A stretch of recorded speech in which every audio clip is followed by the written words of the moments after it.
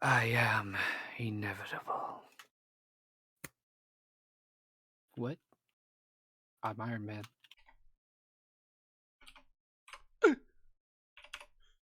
Do do do booby dooby dooby dooby doo doo. I am the ice cream man running over in my ice cream van.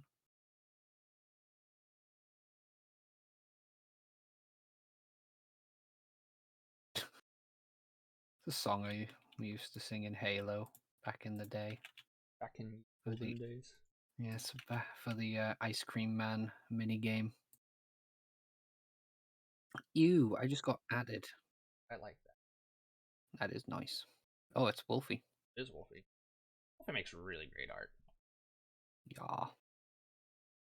It would help if I actually opened up the stream. Might do, wouldn't it? Somebody just added me in the Infinity Plus server. Who the hell would do such a thing? Alex the Lion, what the hell are you doing in my Alex car? the Lion, what the hell are you doing in my car? In my car. Well, I just think you're pretty awesome.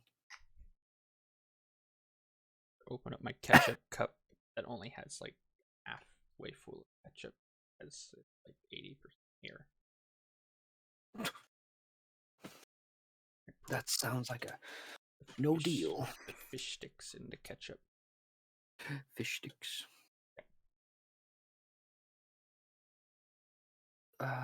Right. I need to figure out how the hell I'm going to build the edges of this thing. Just do it. I've built a trading hall in Minecraft, and I didn't put 8 ends on the end of it, so zombies can just walk in. It's not very good. How is it that every time I eat fish, I manage to choke on it? Make me choke.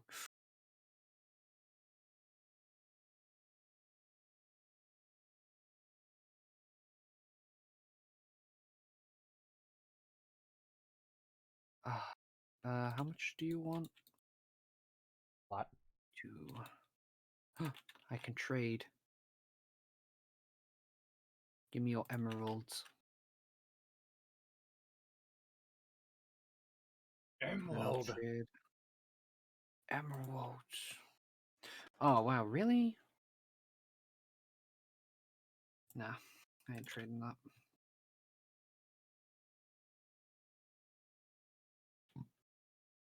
Pardon me.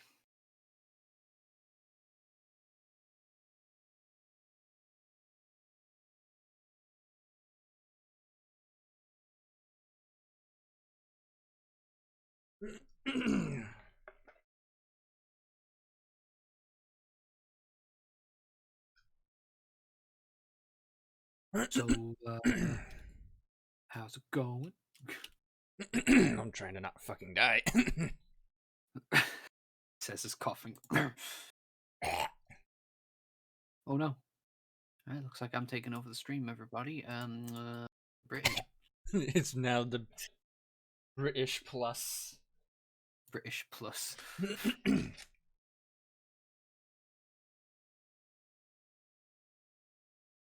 Stick those in there for now. It's a British Infinity Plus, but it's the Friends theme song. Cuts to you just dead.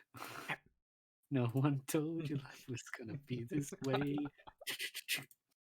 Just on the floor.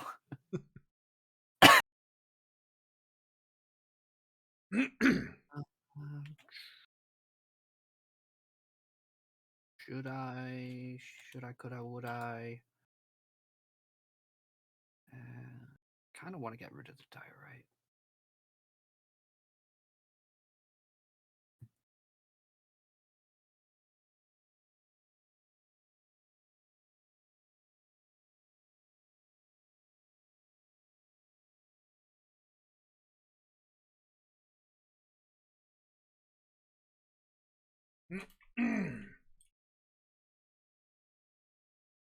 Starting the dev stream a little later than we normally do. Because it's like 3:30. Because I forgot and Discord didn't want to inform me. I also got up a little late. I slept way fucking hard last night. You what? Sorry. I slept. I slept hard last night. Like I was out. Yeah. Although nothing bad happened at work for once. The first good night of the year. Wow, that's an accomplishment so far, isn't it? Because New Year's Day was not a good day at work at all. That was a terrible night. Didn't you say now it's calming down? Yeah, it'll calm down now. We'll still be a little bit busy because people will be coming in with like cash they got from Christmas or gift cards and stuff like that. Yeah. But that'll only last maybe like a week. And even then, it's not going to be anywhere near as busy as holiday season actually was.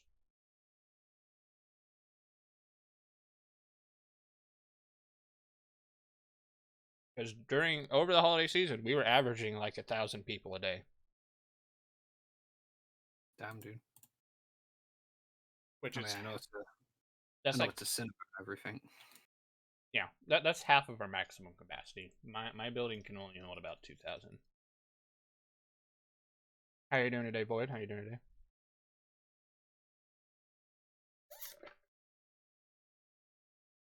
Don't mind me, just eating me fish. Eating me fish and chips. Fish and chip. Fish and chip. I have fries. Alright, you're disgusting. They're called fries, not chips. You call these things here fries and not crispity, crunchy, munchy, dunchy, lunchy, wiggly wobbly delights. It's right a bit cringe, isn't it, bruv? Rather a bit cringe, innit, bruv? Oh, yeah, that'll decide. These fries are very gross, though, so I'm not going to eat them. Alright. Guys, it's been a whole year since we've seen you lot. I haven't seen you guys since last year. Damn. Such a long time ago now. Yeah, I know, right? I haven't seen you guys since 2021. Damn. How's it going, Shadowbane? I spoiled 2022 for Fizz. You did. Can you believe this motherfucker? And that prompted him to make a tweet going out to all British people. I did. I called out all British people, telling them to not spoil 2022 for us. And I did. He did. Alrighty, let's get started. Also, how you doing today, Shadowbane? Oh, excuse me. Oh, ow. That is not OBS. I'm gonna get Twitch open so I can thingy the chat. Was that is the correct terminology? Good. Even though pandemics are freaking crazy and I see. Yeah, that's gonna be pretty tough. But that's expected to happen during the holiday season. As unfortunate as it is. Oh yeah. Freaking, winter mix viruses just like a hell of a lot worse. The cold just by default weakens our immune system. Mm-hmm. And the fact that we're all traveling for the holidays, have to be somewhere. I had a really bad cold before Christmas, but I'm pretty much over it now. I just occasionally keep coughing. Shadow got really sick. I think he's just about feeling better now, though. But he was feeling pretty decent last night before. He ended up being pretty sick. I might be coming down with something here soon. I don't know, because I had to walk like an hour in the cold the other day. Oh, diddums. That was not a fun experience. But anyway, we should get started. What do we start with here? We don't have a whole lot to show off, because the holiday season had been very, very busy for a lot of us. Yep. I did get some things started the other day, though. I think the 13th was the last time we streamed, I want to say. And we meant to stream last week, but we were... Oh, excuse me, we were way too busy. I was insanely busy with work.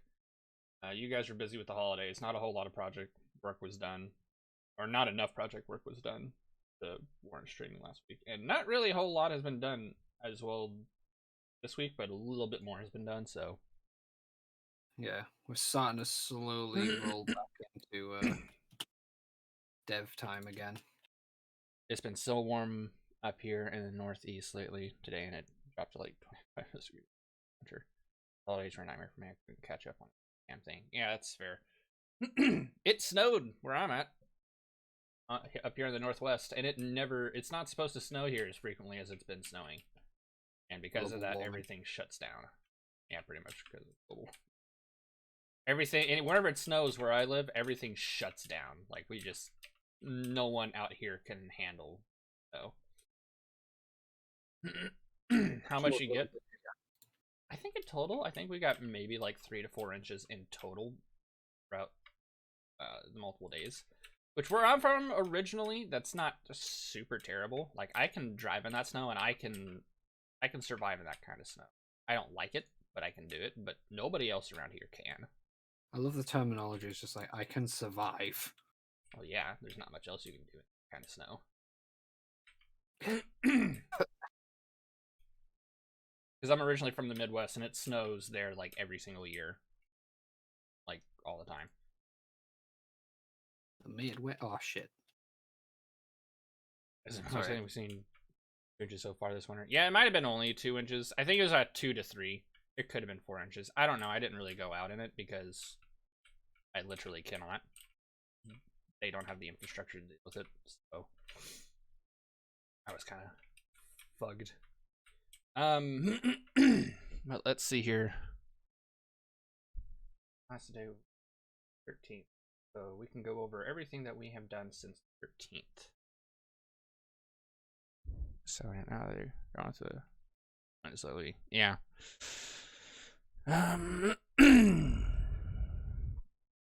Remote fix 2D section bugs, clean up to okay, that stuff I did that day. More minor graph clean up. All right, so I guess real quick, to go over this one real quick because this is basically all I've done. Like that, I've not done everything I'm about to show off, but the only thing that I have done at all in the past like 3 weeks is clean the master blueprint. The master character blueprint. Doing before. Say what? The stuff you were doing before. Well, I had just started it before, so I hadn't really gotten very far. But I've gotten a lot farther this time. So the event graph is nice and clean. A lot of this stuff needs to be moved, but I'm gonna let a manual handle that. That needs to be moved to its own graph. We have a graph specific damage code that's empty, and it's waiting for all that code. The event graph is clean. A lot of this stuff is cleaned up and more organized. Decently commented. The debug area cleaned up and compacted. I watched a vid from Sonic Overtime on the updates you done a while back. I can't remember how long ago, but I know it's within the last 3 weeks. Yeah. That video was that video was slightly misleading. Not to the fault of Overtime. He kind of just misunderstood the point of the update. So that's not his fault or anything. But that update that he played, it was Discord exclusive, which, by the way, if you're in our Discord, the official Fanny Plus Discord, you can play some early bug testing builds. We have been releasing a couple of them. We're going to release another one here soon, because it's the New Year's, and we have a couple tested. But the whole point of that update that we released was to test some C++ code to see how it functions, like see how it would how the C++ functions and plays, and see if it breaks things. Yeah, across many people's systems. Because it's our first time implementing C++ code, period, and we're doing it in the project. So I'm like, I want to see how it affects other people's systems, and I want to get as many people to test it as possible, which is why we released it on the Discord. that was the purpose of it. But over time had found some features which were not new. Like, they're not new features. They were features that were in the Colorful Combat update when we released that. But they were like really minor, smaller features, and he had figured them out. And he thought that they were part of that update when they weren't. They had been in the project for quite a while, actually. But it was still a really great video. I enjoyed watching him play it. I always enjoy watching someone else play the project other than me. And then we see when they break stuff and we're like, oh no. Yeah, pretty much. So that was the point of that, which, by the way, again, if you do join the in the official Infinity Plus Discord, which I believe I have a link to. Yeah, you guys should be able to join it there. You can play the demo. I would suggest doing the C++ one, because the whole point of it was to test the movement code. It's supposed to make movement feel better at low frame rates. So if you have a low-end PC, it should actually play a lot better. It won't look good. The graphics and the stuff will still not want to function very well, but obviously you can lower the quality of it to like make it more playable. But the idea is at a low frame rate, you can still play the game. Because how it works now, if I go ahead and open up the game here, you'll be able to see that I can move around. And if you watch my speed and the speed tracker up here, you know, I can hit pretty close to maximum speed. But if I did a cheat to cap the frame rate at 15 frames a second, you can see it's pretty stuttery now. It's very choppy. You can see my acceleration is insanely slow, and I can't hit maximum speed anymore.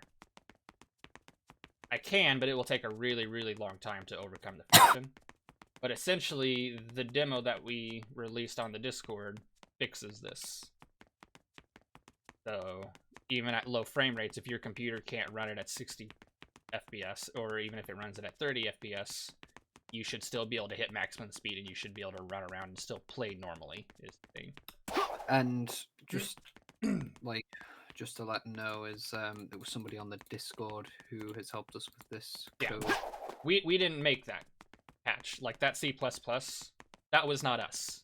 That was someone who gave that code to us. They figured out the issue. They see what was wrong, or they saw what was wrong. They went in and went through the Unreal documentation, and they figured out the problem, and they came up with a solution, and they gave it to us.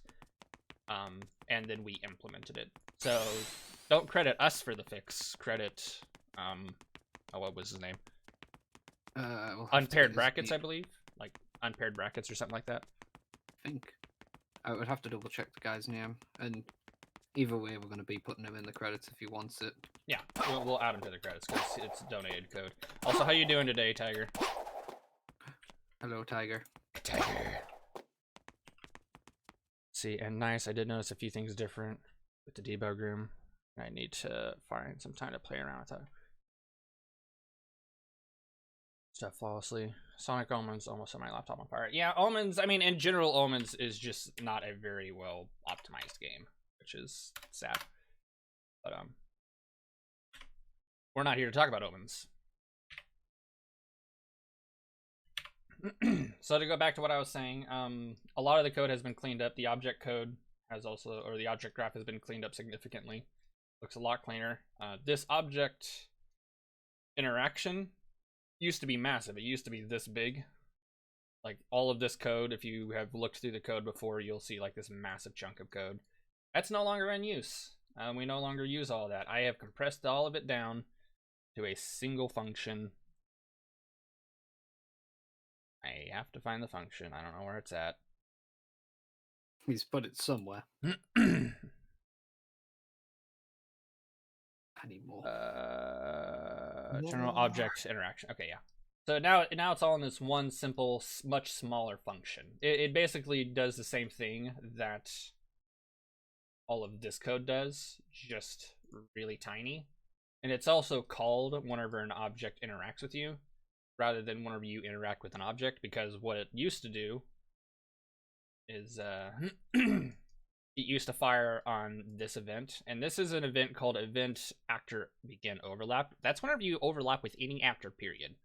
It doesn't matter what actor it is, as long as you overlap with something and it is recognized as an actor, it would fire that code, and then it would run through and it would check like all of this shit right here every single time you interacted with anything, which is not super efficient. So instead, what I did is I created a function that gets called in the actors that you overlap with. So in like the dash ramp here, it calls this function general object interact temp. It's called temp because that means it's temporary, but I think we're probably going to keep it how it is. I may say Vanilla Infinity, but that was about the best example of Vanilla Infinity. Yeah, that's all right. Doing all right. It's late for me, but I saw you started a stream. Thought I'd join for a bit. Yeah, I meant to start it earlier, so sorry about that. But I got up a little late. But yeah, the object the object graph is cleaned up. Camera graph, I'm not touching it right now because I think we're going to be moving a lot of this code to the camera blueprint. I've not touched the rolling graph at all because we're going to be reworking a lot of this shit. That. Oh yeah, the object graph or the camera graph. Camera graph, yeah, that's been my domain. Shoulder graph has been cleaned up. It's much simpler now. Most of this, all of this stuff is just rail switching, which every character uses. This is some mid-air dodging stuff, which I think I need to talk to Emmanuel about. I think this is speed parent, but I'm not deleting it yet. And the shoulder inputs. I would imagine that should go into the speed parent. Yeah. And I did clean up the movement code a little bit more. It wasn't dirty or anything because Reese had already cleaned it up once before, but I just touched it up slightly since then. So, and on top of that, I have organized our functions a little bit. There's still a little bit more organizing to do. I talked to Emmanuel because we have a whole bunch of physics-related functions sitting here that are improperly organized. So we're going to reorganize a lot of the other functions here. I've also gone through and I've cleaned a lot of these functions up. So if I open up a lot of these functions, they're a little bit easier to read, a little bit more streamlined. Not all of them. I haven't gone to every single one of them. But a lot of them are no longer messy and gross looking. Again, not all of them. That's a chain homing value. I gotta remind Emmanuel we should probably move that to this or the speed parent.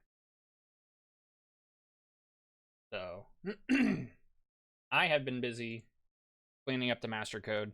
I want to say I'm about 50% done. I'm not completely done with it. There's still quite a bit of stuff that still needs to be done with it. Because as soon as I finish cleaning all of these functions and as soon as me and Emmanuel finish organizing the rest of them, I'm still not done with the master because even though all of the code will have been cleaned up, I still got to go through and I got to comment some things. I got to go through and segment them so that way they're a little easier to understand. But I also got to go through every single one of our variables and get rid of ones that we don't use and reorganize them in a fashion that makes them make more sense. That way, if you need to find a variable that does something, you should be able to do so without having to every single variable that exists in this blueprint. Because this blueprint has a lot of variables in it. And it needs to have a lot of variables. So that's what I have been doing. I have been doing that. But once I get those variables cleaned up, I think the master parent or the master blueprint will be done, and I can move on to like the speed parent and then the flight parent. And I might leave the power parent for Emmanuel, but we'll have to see about that one. And then once those are done, there's still some other blueprints that need to be cleaned up, but those will be the massive ones. There's still like the enemy blueprints that need to be cleaned up, but most of the general cleanup will have been done. I see all the cleanup plans. Yep, it does take a while, and considering I've been swamped at work, essentially all I do is I go to work, I work for like 9 hours, and then I come home at like 2 in the morning, and then I do like maybe an hour of cleanup. So it's been a little bit slow on my end. But I also don't have much of an option to any other way. Have you guys planned on adding a turn animation on the roll state as it looks and feels awkward when you turn? There is technically a turn animation. Sonic does tilt, I think, whenever rolling. We disconnected it for now, I think. But that was a thing at one point. It's just the jump actor doesn't tilt yet. Yeah. But it's something that we do need to like. Yes. Actually, no, he is tilting. Yeah, if you look really close, you can see Sonic does in fact tilt whenever he rolls. The problem is the little ball that is the jump actor ball that surrounds Sonic doesn't tilt with him, so it's kind of weird to see. I think it should be a simple thing to add in, but it's not a priority at the moment for us. But we are. I do want to get it in because it does look jarring. I will admit. I never really noticed until now, but yeah, now that I think about it, it does look a little strange. Because we also need it for like drifting as well. Yeah. I don't think Sonic tilts at all when drifting. Well, he doesn't have the jump ball at all when he drifts. Yeah, I know, he does but tilt, I think. Or does he not? No, he doesn't. Oh no, tilt. he doesn't. No, yeah. We should probably include a tilt function. Yeah. We'll get it added. Or add a drift function to the tilting. So like, take your drift direction and apply a tilt to it. And we still kind of want to get the, well, as an option, we still kind of want to get the drifting animation from Unleashed, but it's just with the whole Sonic skeleton thing, it's getting a bit awkward. I'm slowly, surely going through all the animations for Generations and fixing them up. I'm not 100% sure I'm going to be able to retarget like an Unleashed drift animation to the new skeleton or the previous, well, definitely not the previous skeleton. Yeah, it just depends on how the thing gets set up. Looks much easier to understand. Yeah. Yeah, cleaning up the code, it takes a little while because I have to like reorganize the blueprints in a fashion that makes them easier to read and understand. As well as make the order of operations make a lot more sense. That way you can see, oh, we do this, and then we move on to this, and that's what these variables are used for and stuff like that. I still got to comment it all, but I think I'm going to comment it all last after I get all the variables cleaned up. That way it's literally just everything's clean, everything's done and organized. All it's left is just commenting. I'm guessing you haven't, and I'm not like trying to say it to put you on the spot or anything, but you haven't been doing the documentation at all, like making notes at least while redoing all this, have you? No, with the other, that's what I mean whenever I say documentation, like making comments and stuff like that. That also means like commenting code as well as adding descriptions to variables and functions. Whenever I've been cleaning up other blueprints, that's usually the last thing I do. So I clean up everything in the blueprint, and then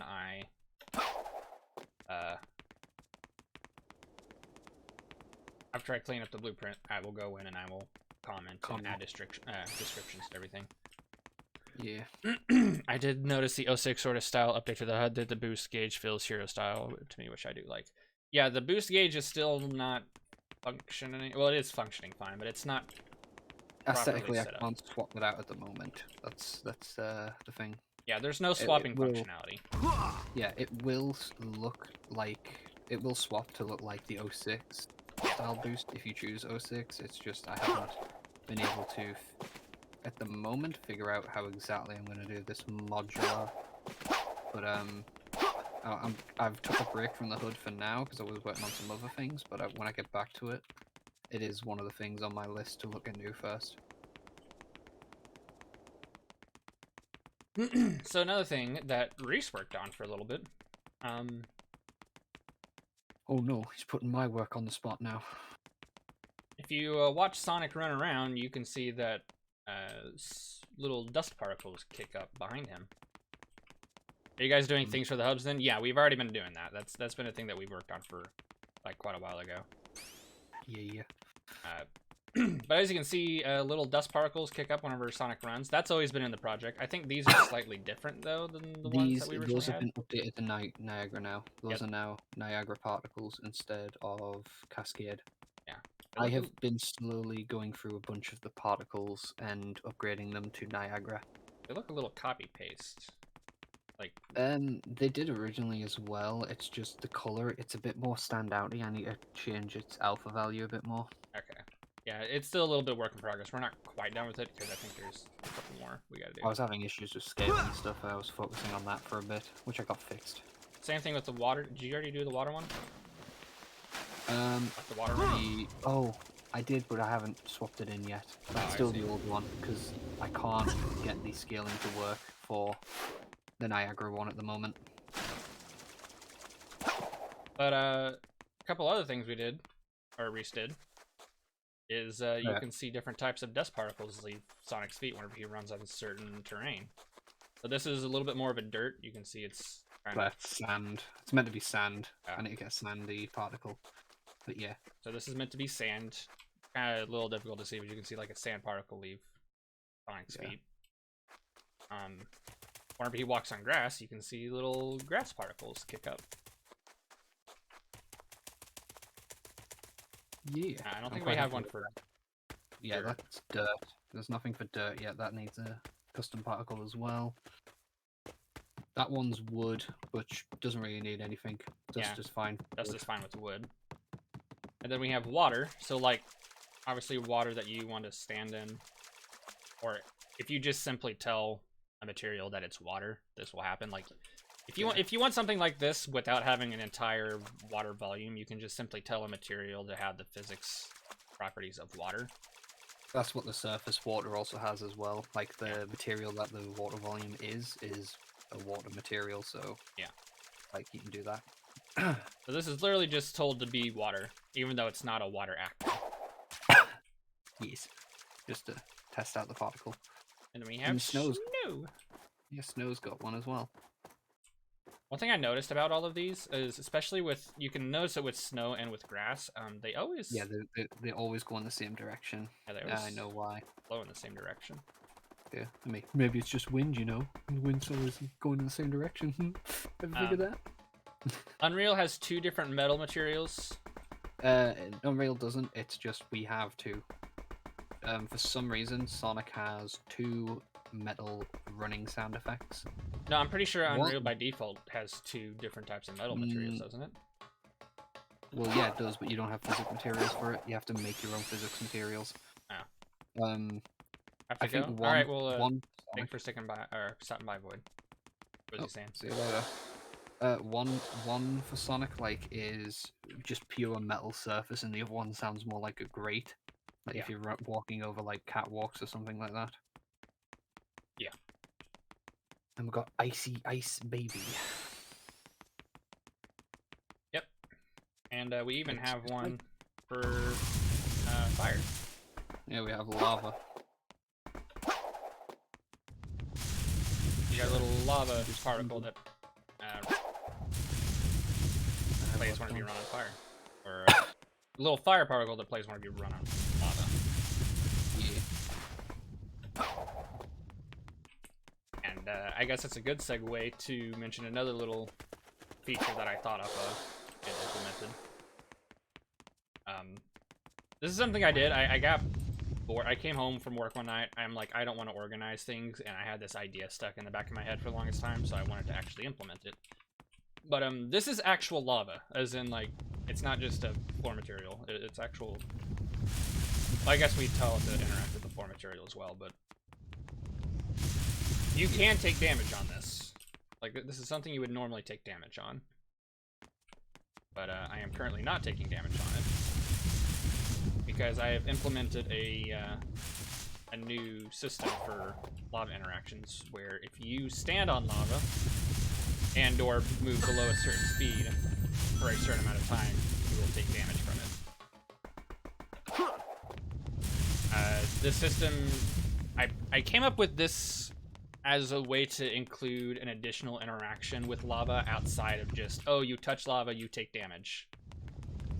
Like, the idea of this is it's to include more interactions with it, something similarly to ice, where with ice, it simply alters your controls slightly, so that way it's a little bit more difficult to control Sonic to go where you want to go. But the whole idea with lava is, if you're standing on lava, you want to be moving above a certain speed, or else you're going to take damage from it. Similarly to water, where if you move below a certain speed with water, you'll fall through it.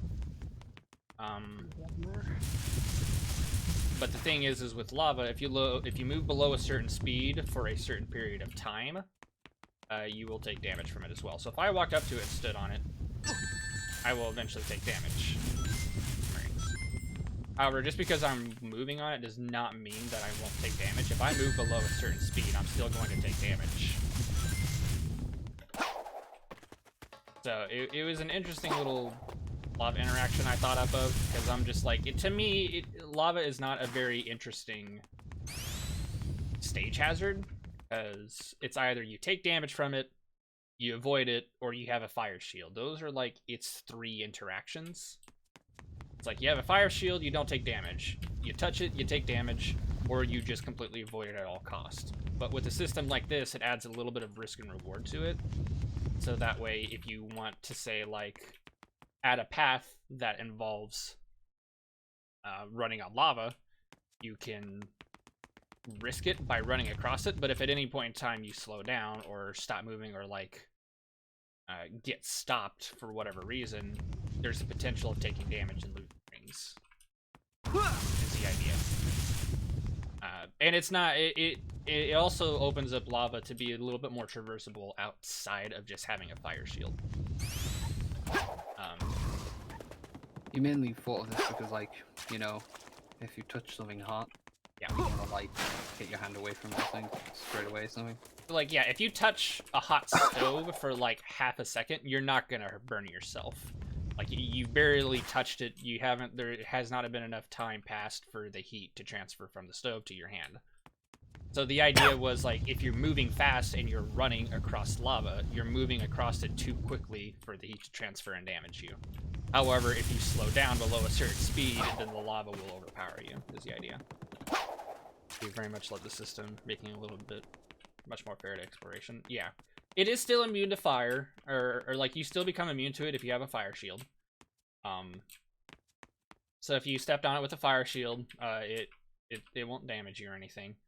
But to add a little extra interaction with the shields, if you stand on it with a water shield or an air shield, like if you come to a stop on it, it takes a lot longer for you to actually take damage from it.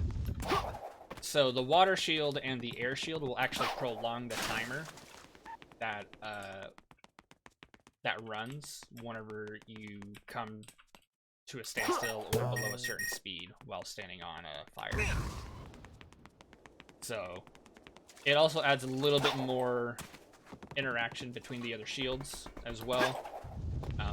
Air shield and lava shields are not immune to it, but they do benefit you in some way. So if I come to a stop,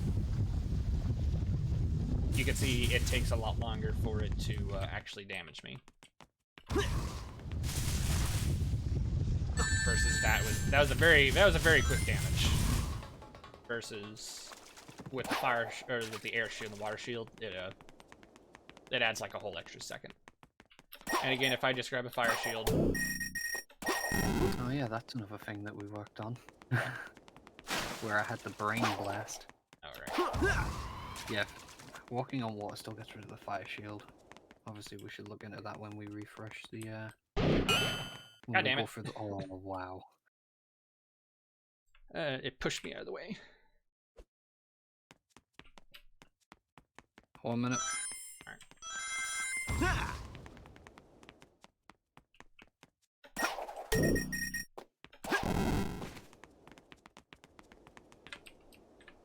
So obviously if you still run on top of it with the fire shield, you won't take damage at all.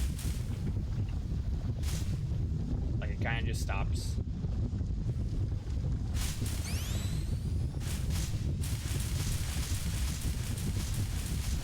Like so. So yeah, that was another thing we added. One other thing Reese had done is you can see there's like more bubbles leaving Sonic's feet. So he has like an actual dust trail that plays whenever he's underwater. That isn't actual dust, because I think it used to be actual dust, but now it's little bubbles.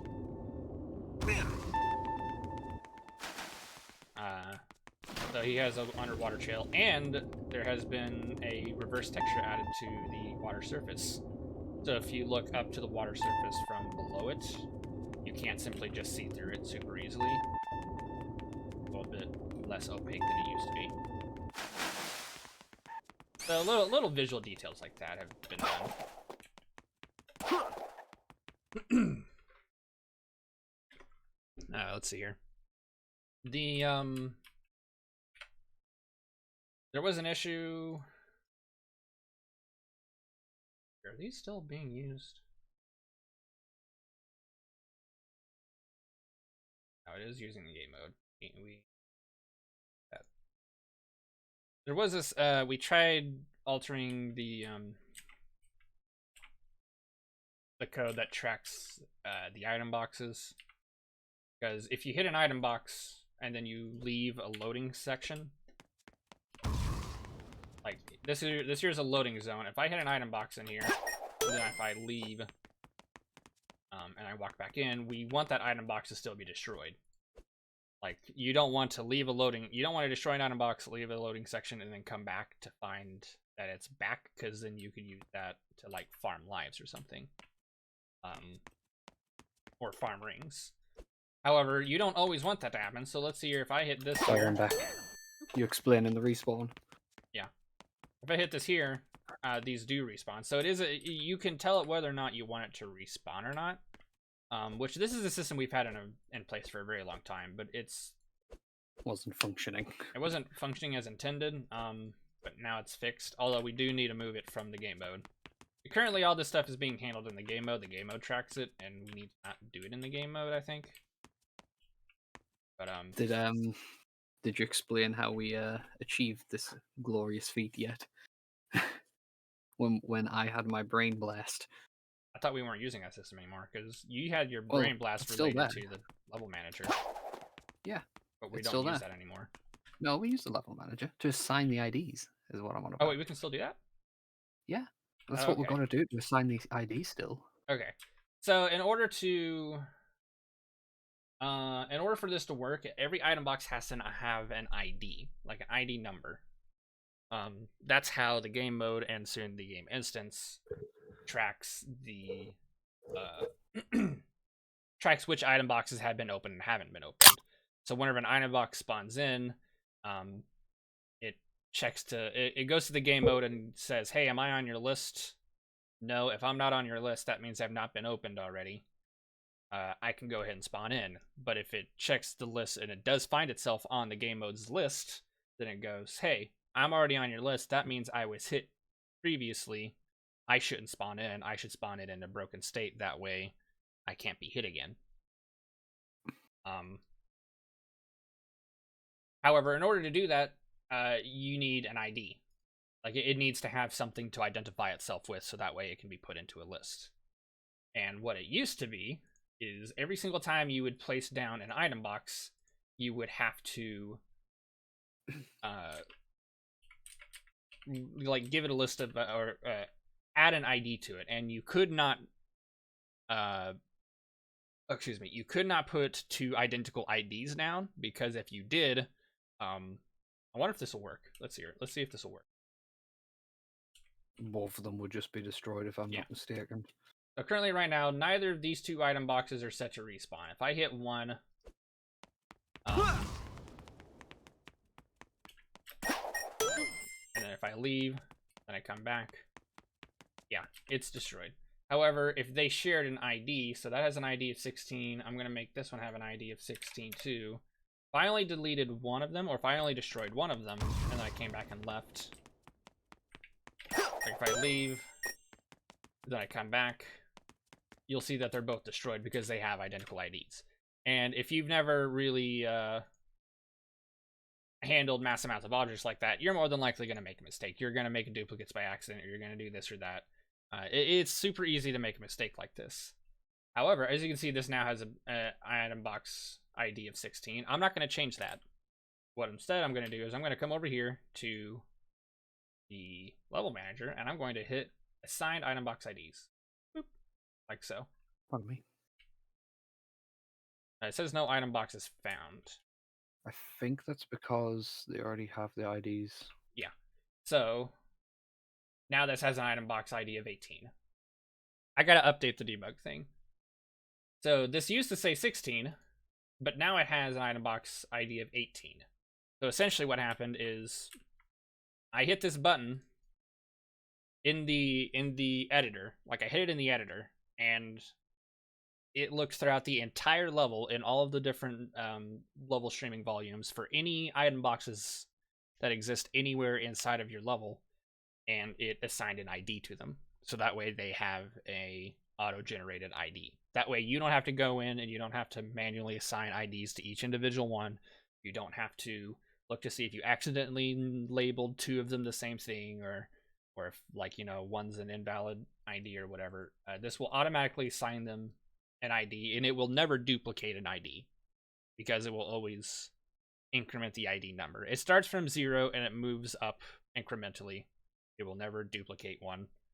And you can do this as many times as you want. If you like, even if you already have ID, like item boxes in the level, and then you put a new item box in it, you can simply just hit assign IDs and it'll reassign all of them. It won't duplicate any of them. It won't miss any of them. It'll simply, what it does is every single time you hit it, if it recognizes it already has a populated list, it will clear that list and then it will repopulate it once again. So let's see here. If I put an object out here, I just put an item box out, like right here, boop. You can see it has an item box ID of 0. If I click this, assign item boxes, you can see now it has an item box ID of 17. So now you don't have to manually assign item boxes anymore. You can simply put the item box out, you can give it whatever properties you want, and then you can tell the level manager to just assign them all for you. Now the thing was with this is we were having a bit of a headache getting this to work, weren't we? Mm-hmm. It was taking us ages to get this to work because if you work in Unreal, you know that you can't reference an actor that's in a different streaming level, like it's in a different level to the actor that you're trying to communicate with. Yeah. So the level manager is in the persistent, but the item boxes were in the object level stream. And you would want to put your items in level streaming for optimization reasons. Mm-hmm. But so obviously we were trying to do it, wouldn't work at all, was throwing out some errors for us. And we kept coming back to like where we have to have the level manager like get all of the items for us and put them in a list. But we were doing it wrong at first. We were thinking we needed to like assign all this when you're in the level or something, when you press play and that such sort of thing. And then I remembered something that one of our other members, Koenji, did a while ago, where you can make functions executable in the editor. He did it for the enemy manager to link enemies together to, like, do a trigger box and stuff like that, like trigger events and that. And then I just said to Fizz, was like, why don't we just put it in a function and make it executable on the level manager? And lo and behold, it worked first time. And We we do the felt same dumb. thing for the debugs here. Like this here's an executable function. If I hit this, you can see the draw debug. So it uses the exact same logic. It's just simply a function that you call in editor. So all of these use the same thing. Same thing handy. with the with those there. That there has one as well. But the only difference is those are just simply used to draw debug information. This here is used to assign something to everything in the level. So obviously, you're going to want to do that at the beginning of every single level. Oh, excuse me. Or like at the beginning, or once you're like when ready you're to done with package. level. Like if you're ready to test or package your level, you're going to want to make sure you do that. Especially if you've edited item boxes at all. But yeah. Well, yeah, like Ray said, if I hide this here, all of this disappears. That's because it's in its own level streaming volume. you look up here on the top right, you can see the levels. There's the world outliner, which has all the objects in the entire level, everywhere in the entire level, There's like whether all the no sub matter where they're levels at. within this game level. If I hide the wisps, all of this disappear. If I hide the combat, all of this disappears. If I hide the objects, all of that disappears. So these are in their own level. They're like level streaming. Because this exists in the persistent. If I hide any of these other three, bloop, bloop, bloop, this does not disappear. That's because it exists in the persistent level, which will always exist no matter where your location is at in level. So, like Reese said, if you try to reference objects that are in different levels, it doesn't like it. Mostly because these objects that are in that room, they don't exist right now. They literally just do not exist. They're not in accessible memory to other objects or other stage objects. As soon as I walk into here, now they exist. Other stage objects can now reference them and get their information. But the moment I walk out, boop, they no longer exist anymore. And the level manager didn't like that. It didn't like that at all. So originally, everything that it's like, whenever I said that these things reference the game instance, not the game instance, like the game mode, and the game mode tracks all that information. We tried moving that out of the game mode and into the level manager, but because the level manager is simply an actor, it's a blueprint. It cares about those kinds of things, but the game mode, which is not an actor, it's a different entity. I don't know the classification of its entity, but it's not an entity. I think game mode has its own entity type. It essentially exists outside of the level. It's like it's not an act. It's because it's like not an actor at all. Yeah. It's a completely different thing that the game loads in memory. It's a different class. It's a different class of thing. Essentially it exists outside of the level. But we probably need to move it out of the game mode and into the instance. But we'll think about that. I'll have to look into it a little bit more, see if we realize that or not. But yeah, now that is fixed, it functions a lot better now. And we also just did something unique and neat with it by auto-assigning IDs. That way it streamlines a certain creation process. That way you don't have to do it manually. So, Box's ID remind me back when I used to edit Doom levels back in the late 90s. The configuration for each item were so painstaking to remember what difficulty said item. If you had a land game, it can appear in there. Yeah. This will streamline the ID process for these kinds of things. It'll make it a lot easier. Let's see here. I'm Kanye West.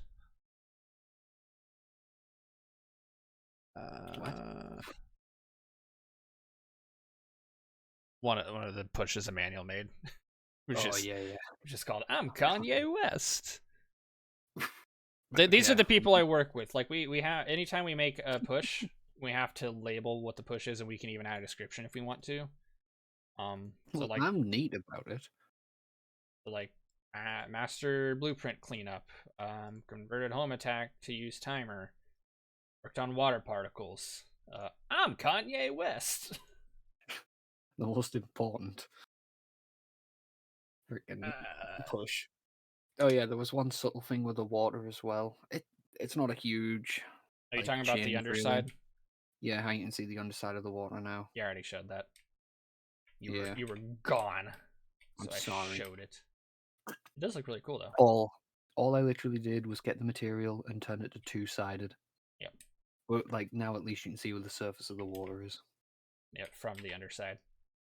Mm-hmm. I think my right mouse button's starting to go because it'll just randomly unclick itself. That is not good for Unreal. No, it is not. The wall jump code used to exist in the master. Now it exists in the speed parent.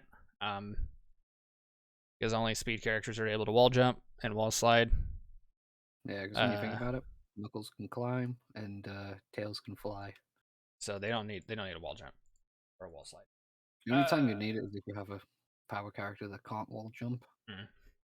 Or like wall cling, I should say. But at that point in time, you can just copy paste the code into that individual blueprint. So all of the homing attack variables, a lot of the variables that the homing attack uses to like keep track of information used to exist in the master. Now they exist in the parent, or the speed parent. Emmanuel did that to clean up the master a little bit. But one thing Emmanuel did is he altered how the home attack runs in the code. So there are 2 different ways to get something to run continuously. Well, actually, there's multiple different ways. You can do something like a do in, which do in means fire this string of code n amount of times. In being a variable that you can pass in, so you could say like fire this string of code 5 times or 7 times or whatever, and since that's a variable, you can be more flexible with it. There's also timelines, and a timeline is a node that you can open up and adjust how long it lasts and at what rate it plays. Timelines are pretty useful for certain things, but the thing is with timelines is they're not very flexible. Every timeline you create, you have to customize to do one specific thing. Once it's been made, you can go back and change it, but you can't change it dynamically, is the thing. You have to change it, and that's how it is until you change it again in the code. You can't tell it to change outside of the code, is the thing. So it's not very... what's the word I'm looking for? It's not very... modular. Yeah, it's not very modular, is the thing. Timelines are not modular. They are very useful. Depending on what it is that you want, timelines can definitely be extremely useful. I believe the quick step uses a timeline. So we essentially have a set amount of time that Sonic is able to move and how fast he has to move, and basically it runs a timeline that says you need to be here and then you need to be there within this amount of time, is essentially. So the quick step uses timelines, and the homing attack used to use a timeline. It'd be like, you're here, the enemy is there, and you need to be there over this amount of time. So the homing attack used to use a timeline. Now it does not. It uses the third option that I was going to discuss, which is a timer, or an event timer.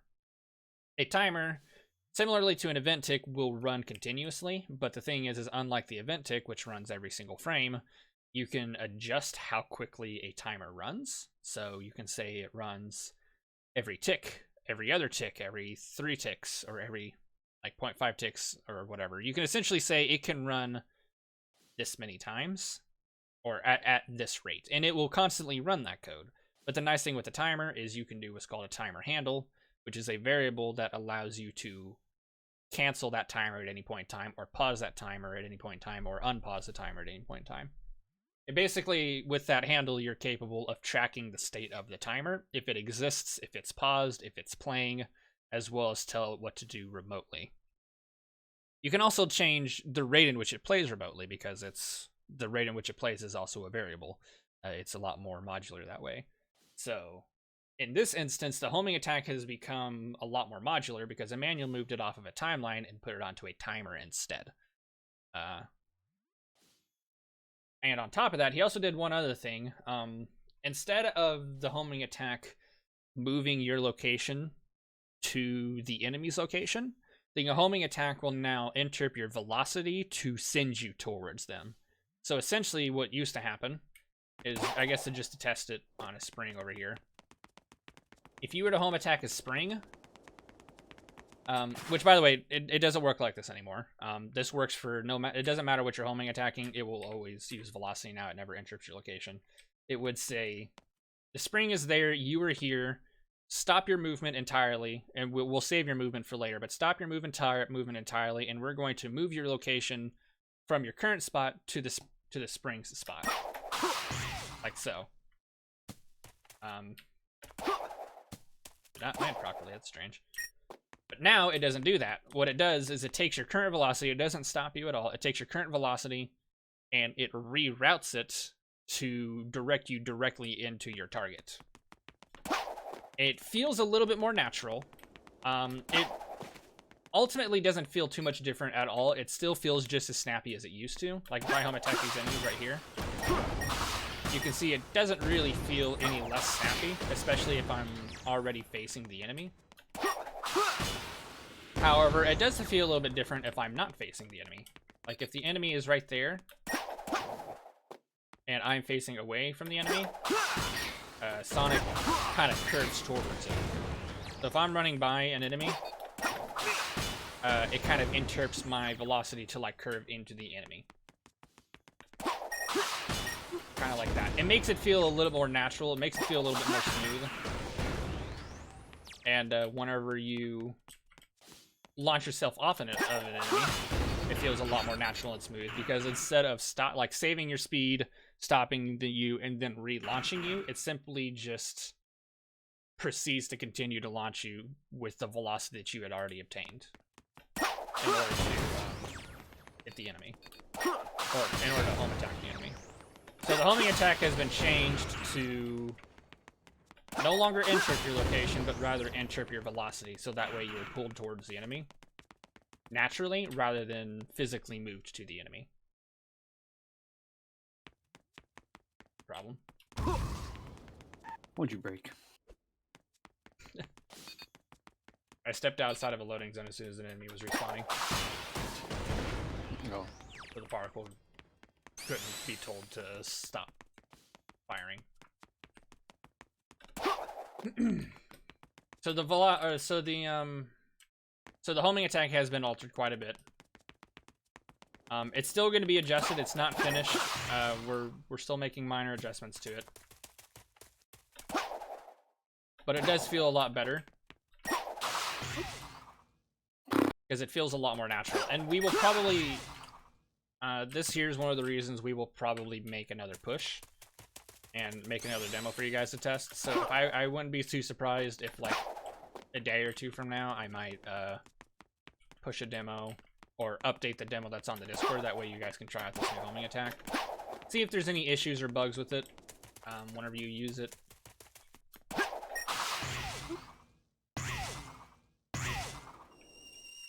But it's kind of hard to tell just by visually looking at it, but whenever you're playing, it definitely feels different. Because it doesn't feel like Sonic is stopping anymore, it feels like he has changed directions and is now homing in on an enemy. Rather than just like, you know, being told, hey, there's an enemy, go towards it. So I wonder how it works with time dilation. I've never really tried it.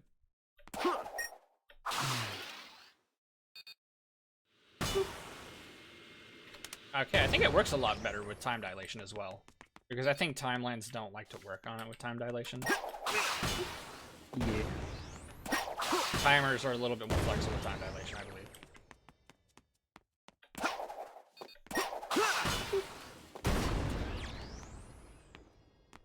So it doesn't look like a huge change, but it really kind of is, because it alters how the homing attack functions in the first place. And it also allows it to be a lot more customizable by you guys, like in the future if you decide you want to change how the homing attack works. It makes it a lot easier, because a timer is a lot more customizable than a timeline is. It's a lot more modular.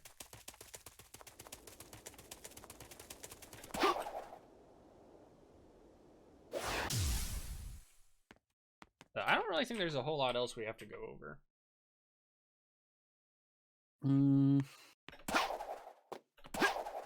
What else was on the... Did you show the bubbles when you were running underwater? Yes, I did. I did show those off. You showed off the bubbles as well?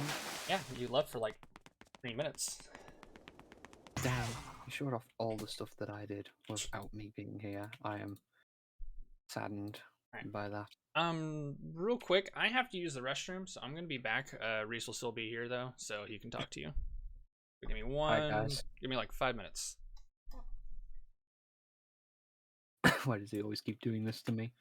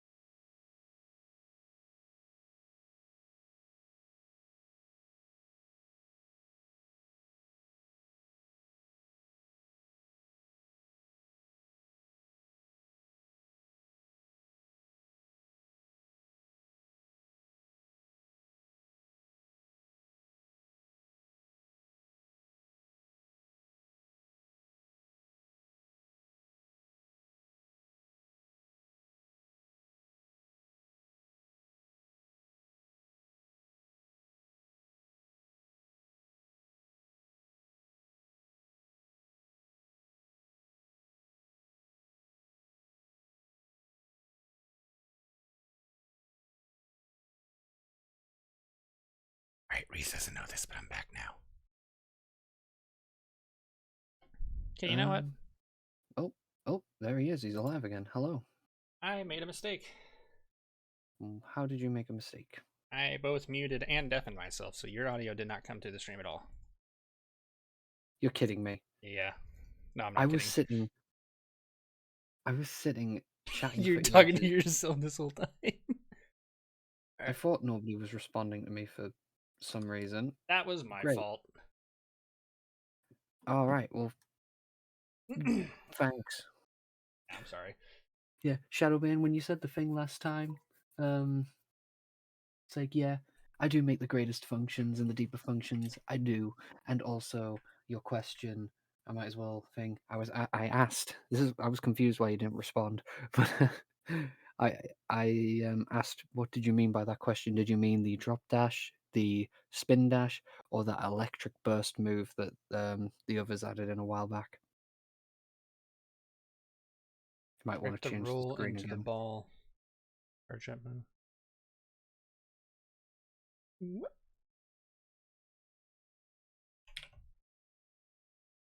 Let's have a good night, Tiger.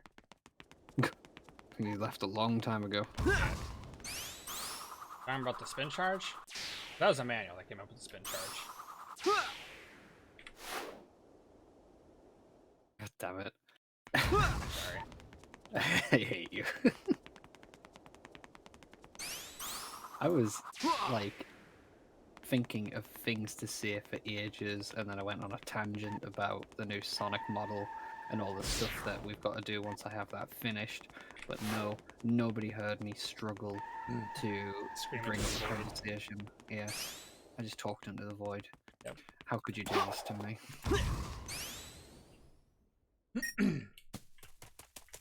2021 was a massive train wreck. Yeah. 2021 was hard on a lot of people. So, TLDR of what I just said, I have to work on the Sonic model. It's going to be pain. If the thing that I'm thinking of doing doesn't work, then I'm stuffed. I have no idea what I'm going to do. Oh, I freaking forgot what I was going to do again. Can't help you with that one. Well, why don't you get on Minecraft and help me? But, I didn't have anything much else to say. The stuff that I said will take too long to go over again. Sorry. Cook the other hopper. Add in Frontiers boost particles? Oh, you're talking about the little, like the little digital particles. It can be done. Yeah, it can be done. I know that comes down to you, really. Yeah. Probably not. It is really cool. I like them.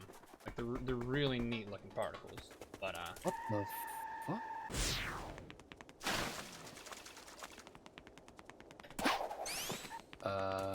Sorry, I'm just freaking out here.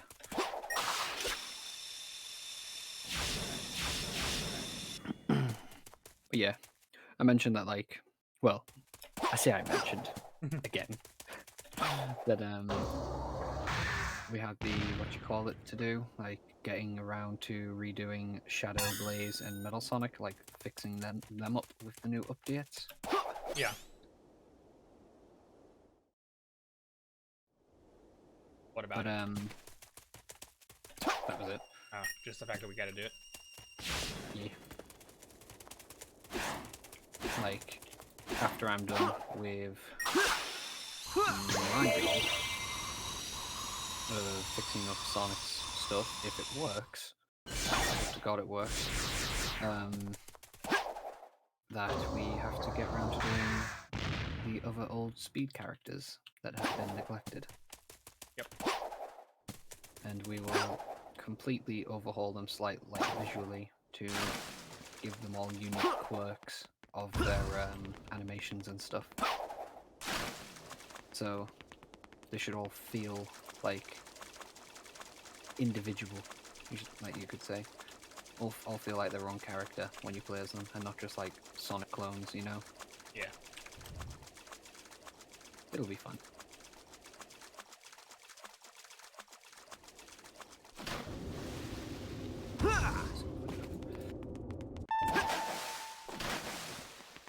But yeah.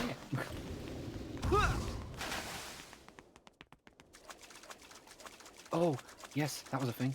I looked at the list, and there is another thing that I did that we can show off.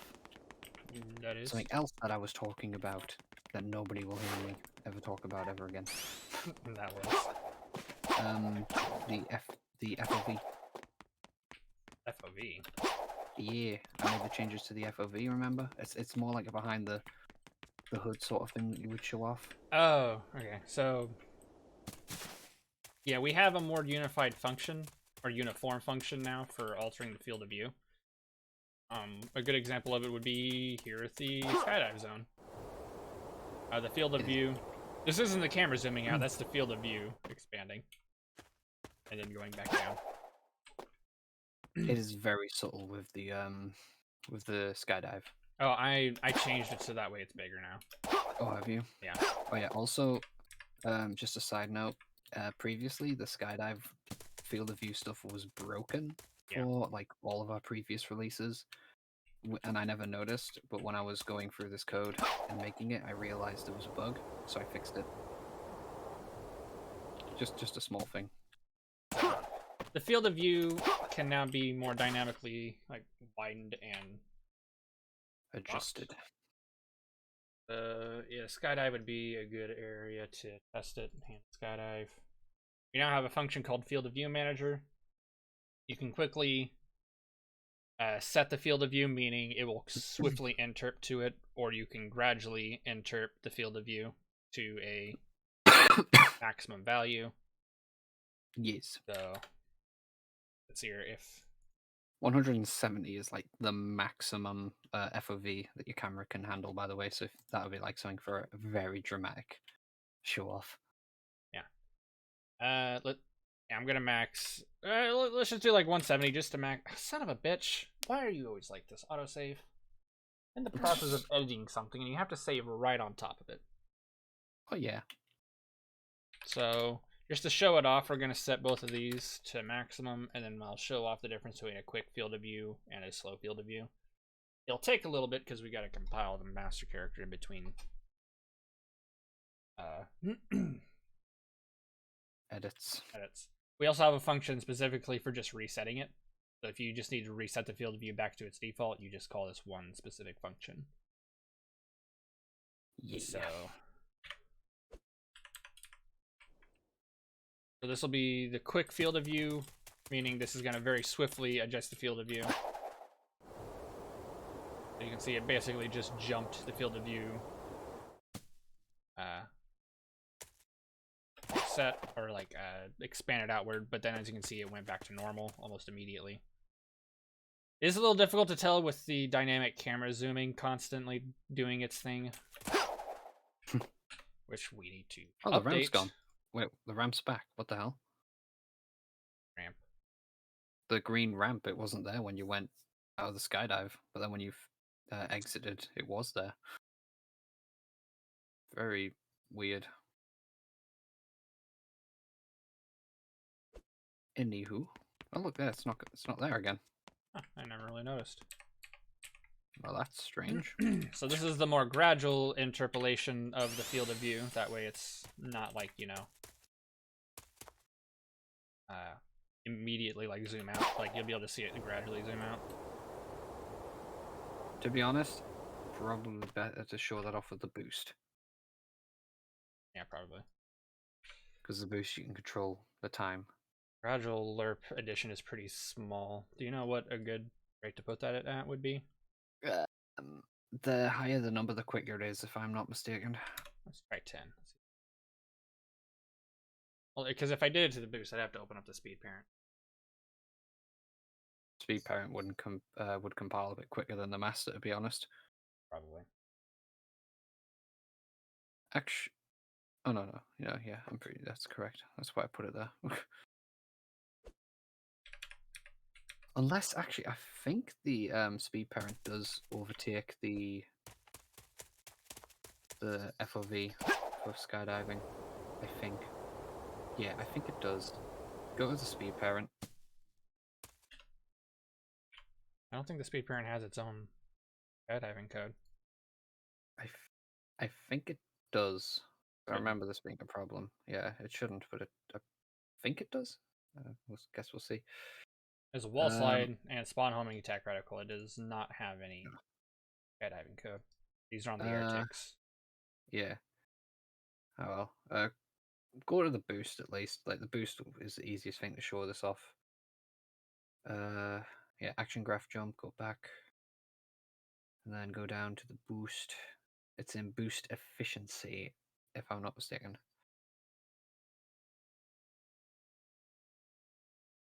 Boost check or? Is there one called efficiency, like a function?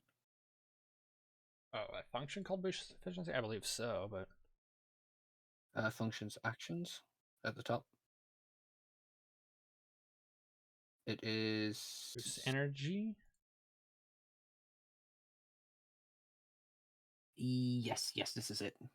To the right Boost a little efficiency bit. calculations. No, go back. Sorry, yeah, there. Field of right view there. manager. Okay, here we go. Here it is. Okay, so with this here, you can see that the field of view is set to not use the quick FOV. It's set to use the gradual one. It's supposed to go up to a gradual 150.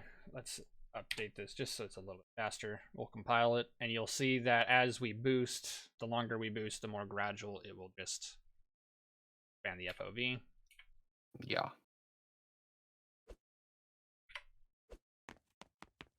There we go. It's a very quick and gradual thing. Let's back down to like 2. Yeah. But you'll be able to see, like, if I hit quick set, it'll basically immediately snap it to that. So if I boost, you see it takes a lot longer to stretch all the way back to its maximum FOV now. Like so. And then it'll reset. And if I hit quick set FOV and I set it to a maximum of 170, it'll almost immediately do it upon boosting. That's gonna be weird. Oh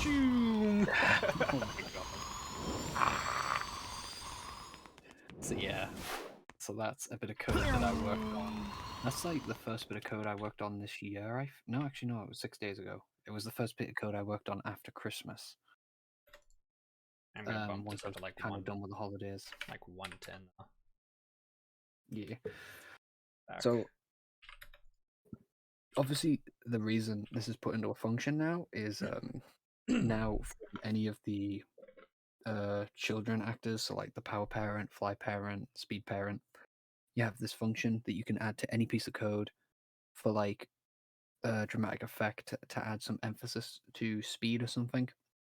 So for example, we could add it to tails when you're doing the free flight mode, where you're able to like dash forward and fly around in any direction. We could add the field of view to that and just like we literally add that node in, change its values. We do like a gradual. We could make it like the boost essentially if we wanted to, and then it's there. And then all you need to do is just add in the reset node wherever it finishes. So it's all a bit more easily modularized to add anywhere you want with this bit of code. We also have a function. We're going to create a couple more functions like this. This one, the function exists for the sole purpose of getting a hold of the camera reference. So instead of everywhere that you need to get the camera, like having to pull out the controller ref and then to get the camera ref and stuff like that, you just call this function, it'll immediately pull out, and you basically get everything accessible through the camera, or to the camera. Yep. So I think we have another reference like that as well. Yeah, the combat actor. Yes. So if you need anything combat actor related, you can just pull out this combat actor reference. Like, I need the combat actor for whatever reason to do something. You can just pull out that function. It'll automatically get a reference to it. So we'll probably get a couple, maybe make a few more functions like that for the whole purposes of getting references to something. But we'll have to see. See if there's any other references we can cut down into a function that you may need to or may want to call frequently. Multiple times. Yep.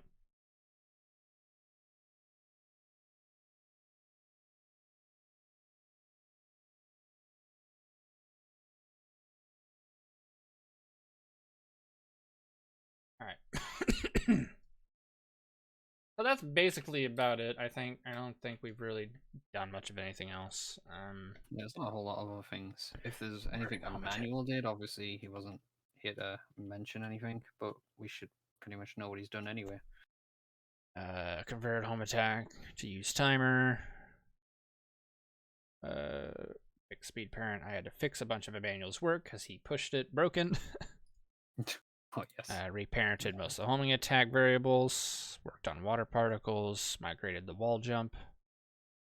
Worked on new footsteps and fixed item box. I'm Kanye West. What was that push? Oh, just part of speed parent. This is changes to item box. Worked on camera field of view. More function cleanup. Yeah. Let's see. I worked on. I began working on the speed parent back on the 26th. My very first push was on the 26th for cleaning up the master blueprint. So I've only worked on it for like a week and like 1 day. So I think I've gotten a lot done, and just speak with as little as I've worked on it. Yeah. It's understandable. I'm just pulling all my weight. JK. Where's the models, Reese? Fuck off. Where's the models, huh? That's the thing I was talking about, but you know, I was muted. Yeah, totally. That's exactly what happened. But nobody will know because you were an asshole about it. I legitimately did that on accident. I got all the way back up. I'm like, wait a second. I'm deafened. I can't hear Reese. Oh no, the stream can't hear Reese. Oh no, I muted him this whole time. Progression of like, oh no. Oh no. Oh no. Oh no. Oh fuck. So yeah, I don't think we really have much of anything else to go over. Yeah, I think that's pretty much it for this stream, to be honest. Yeah. We're gonna try and get back into the dev stream flow again. I guess, are we? Yeah. Okay. I mentioned this in the Discord. If you're in the Discord, you'll probably know what I'm talking about. But if you only watch the devlogs after they've been uploaded, I am temporarily being promoted at work. Be moving up a position. Regardless of whether or not I end up keeping this position or not, I think I'm going to be moving to full-time because a full-time position has also been opened. So I'm technically moving from a part-time position to a full-time position, and then from a full-time position to another position above where I'm currently at, which is another part of management. How's it going, Fabio? But essentially that means that rather than working part-time, which is what I've been working, I'm going to be working full-time, which means I'm going to have slightly less time to work on the project than usual. I'm probably going to try and do what I have been doing, where I try and do at least a little bit of work in between, or like after I come back home from work or something like that. Do a little bit of project work after I come back home, and then on my days off, I can like take a day from my days off and just do a chunk of work, or take 1 day and do something and a little bit of work later on. So I'm not gonna have as much time to work on the project as I used to, because essentially my home time is going to be split between doing house chores, doing some other things that obviously need to be done, working on the project, and streaming, because I still want to stream regularly is the thing. Which, by the way, after we're done here, once we finish the dev stream, I'm going to be playing Sonic Adventure. Ew. And I'll explain more whenever we do that. But I'm going to take a short break once we're done here, and then we're going to move on and we're going to play Sonic Adventure. So if you want to join us for Sonic Adventure, make sure to stick around. Congrats on your promotion. I went Uber. It's like adventure's good. I do like adventure. Yeah, thank you. It's a temporary promotion is a thing. Like it's an interim position. I am moving up to interim management due to the fact that our upper management has been shifting a whole lot. Like a whole lot. Right before, I think it was like right after Thanksgiving, which was one of our bigger holidays at work. Right after Thanksgiving, another location lost its general manager. Like he had to leave due to personal reasons. I think it was like family reasons or whatever. I don't know. He had to leave. So our GM was selected to replace him. Last minute, like she didn't know that she was moving locations until 4 hours before she had to be on the clock. So before, like 4 hours before she had to come into work, she was told by our district general manager, like, "Hey, you're going to this place now, and you'll be working there temporarily." And she's like, "Fuck!" So she went over there, and everyone at my location moved up temporarily. And I learned recently that the general manager that we just got, who moved up, he was our deputy general manager. He moved up to the full, or to the actual general manager temporarily since we lost our current one. Due to health reasons, he's planning on leaving. At least I think so. I'm not entirely sure. It's personal reasons. For whatever personal reasons, he's planning on leaving. And then I will be, or everyone will be moving up again, which means I will be moving up in management. So it's less of me being promoted. It's more so we need everybody to move up to fill the positions. And I'm next in line to fill that position, which is technically a promotion. Like that is technically a promotion, but it's also temporary because as soon as we can get a replacement general manager, we'll all be moving back down. Unless we don't get a replacement general manager, in which case I will just keep my position, which would be nice because then I would get the pay raise or keep the pay raise and dump more responsibility up on you. I bet. Yeah. I technically will only have a slightly more responsibilities than I already do now. It's just I will be responsible to open and close the building a little bit more frequently. I usually only close the building by myself like once a week because it's the one day a week that no one else is capable of doing it. So I'm like, yeah, sure, I'll do it that day. But now I'm probably gonna have to do it a little bit more frequently, which I'm not looking forward to at all. Because I hate having to manage the entire building by myself. Not because I have to do it. Like, I don't mind managing our floor staff. I don't mind handling all the other management stuff. I don't mind doing the office work. I actually like it. Like, I enjoy it. I do enjoy my job. I like doing all that stuff. What I don't like is customers. Because generally what happens is if we get a problem customer, like a customer that wants to throw a big stink and basically be a Karen. The moment we get a Karen, usually what happens is the highest level manager on duty will handle it because they're like, oh, I want to talk to your manager, and then the highest duty manager will show up to get rid of them, and that will become me. Like I will eventually be that person, and I don't like that. Yeah, I don't think I could be in that kind of position. But managing the floor staff, taking care of things that needs to be taken care of, handling office work. I actually don't mind all that. I will gladly do it. I've been doing it for quite a while now. I actually enjoy it. The one aspect I hate is customer service. That's the one aspect about the position that I absolutely hate, and if I move into this position, I'm going to have to handle it a lot more. I don't like that at all. Not fun. Customer service is hell. It is, and I hate it. It's just pee pee poo poo. You just said a bad word on stream. Yeah. Scratch Grounder, get to your registers now, or you will not get a promotion. Damn, is that what it's like at work for you every day? Yeah. I don't have to hassle with my floor staff. My floor staff are amazing. They're super nice. They're super understanding. Whenever I ask them to do something, they actually do it. They don't bitch and whine and moan. And because they don't whine and they don't moan, and because they actually like respect me and the other managers, I try to make sure I'm always going easy on them. Like, hey, I'm sorry, I need you to do this. I know you don't want to, but could you please do it? And if I do have them do something they don't want to, I try to make it up to them later and stuff like that. I like trying to be You a never good make it up manager. to me. No, not you, but you're British, so you don't count. Something I can't control. Does is racism? Racism to British. Racism to British? You can't be racism to British people. I know. God. Love your How robotic voice. insensitive this man. Oh yeah, his robotic voice is. I do a good adventures. He makes me jealous because he can roll his R's and I can't. You only want to roll your R's because you like Scotland. Yeah, I want to be Scottish. I want to be Scottish. I want to be Scottish, but I'm not genetically Scottish. So sad. You don't have any Scottish heritage?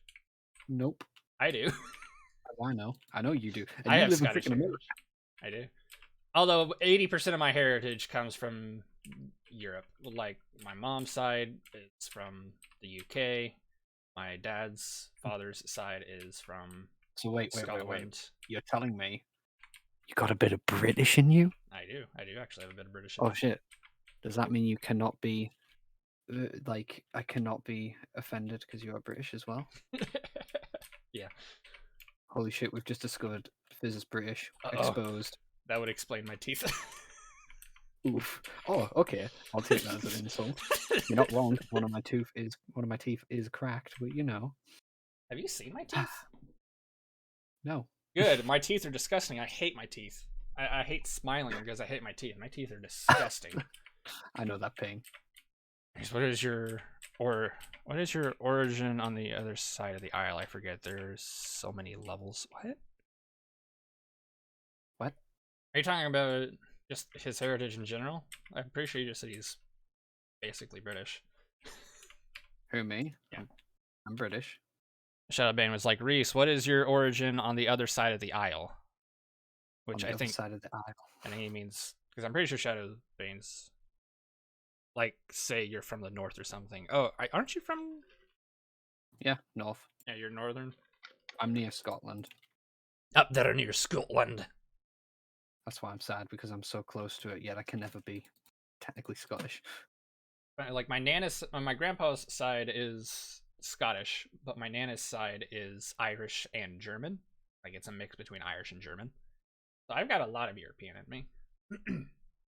Damn, he's a fraud. He's a fake American. And then I don't know all about what's on my mom's side. I think there's some Native American in there. I don't know. I do know that my step parents, like my stepdad, had a lot of his family is also Native American. I think has got in it. Yep. Interesting. A heritage is from Scotland. You know what's funny? What?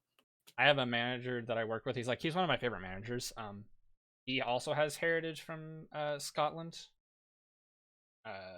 He even has like a clan name and everything. Oh, sweet.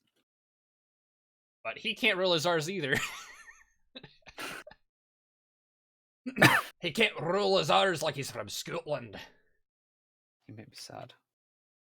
I try and roll my R's and I can't fucking do it.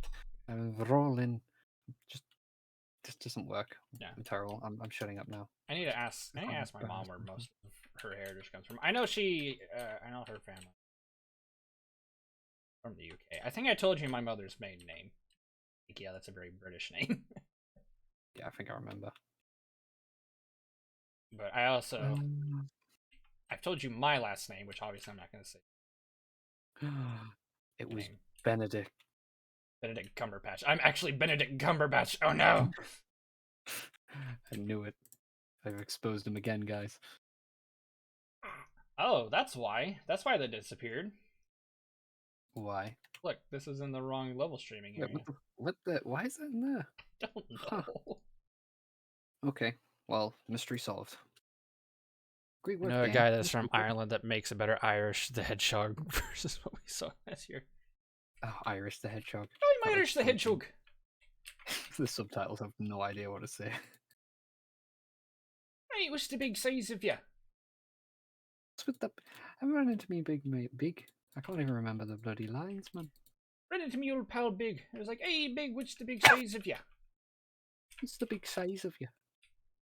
I was looking for Very me friends personal. Tilly and Sunk. Tilly and Sunk. I was looking for me friends Tilly and Sunk. At first, I didn't realize he was talking about Sonic and Tails. It took me a minute, and then I'm like, oh. Alright. It's gonna be Sonic and Tails. Alright, I don't think there's really much of anything else to go over. Yeah, you we're going guys into the rambling. You guys have a sharp mind. I can't remember those lines word for word. Oh. That's because we're bored yeah. and we recite shit to each other all the time. And also because Big the Cat is involved, so Yeah, of course you are all up in that. Hey, he's got Big in it. Hey, my love, big. Hey, Big the Cat. He knows all the big lore. You know the bigness of the big lore of Sonic the Hedgehog. Yeah. Big's lore is very deep because he's big. Gotta fit all that lore into how that deep lore and how big he is. Big's backstory's got the depth of an evaporating puddle. Personality. Oh. He's a dumb shit. Oh, Digi Valentine's great. You guys insane. Funny. I love Digi Valentine. It's explicit, but it's hilarious. Do you guys do this during Discord call meetings with other X7 characters all the time? Oh yeah. If I'm not at work, I'm probably here shooting the shit in Discord call. Yeah. Like we talk in quotes to each other.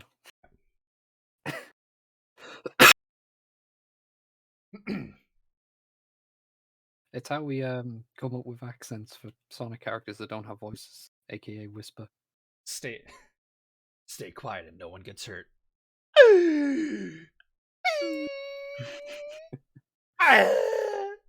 Freaking Gwaine Saga. Sir Palo. We don't do that here. We don't do that here.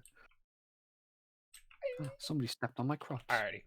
But yeah, I think we're done. We're done here. I'm gonna shut down the stream for just a little bit so I can get things ready. But we're gonna move on to Sonic Adventure.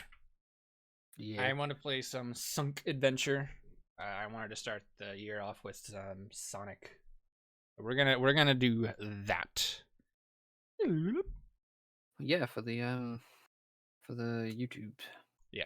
Replay and stuff. That's pretty much it. What we did so far. Yep. Like we say, we're gonna try and get back into the regular dev stream time frame again.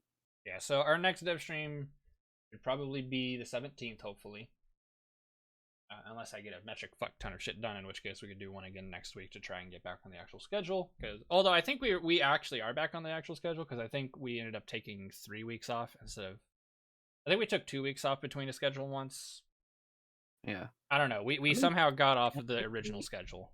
Technically, it doesn't matter too much because it's the new year, you could say. Yeah, it is a new year. We could just reset it to a new schedule. It's every other week. Yeah. Try to stick around right here, but I got to catch up on a few other things here, guys. Yeah, that's fine. I'm going to be streaming it for quite a while. I want to try and get as much of it done as I possibly can because it's Sonic Adventure. I'll be there for the beginning, but then I'll probably be heading off because it's like 1 in the morning for me. Yeah. That British time. British time. British. So, our next dev stream will be on the 17th. We'll be uploading this to YouTube on the 10th. And we hope to see everybody then. See you all later.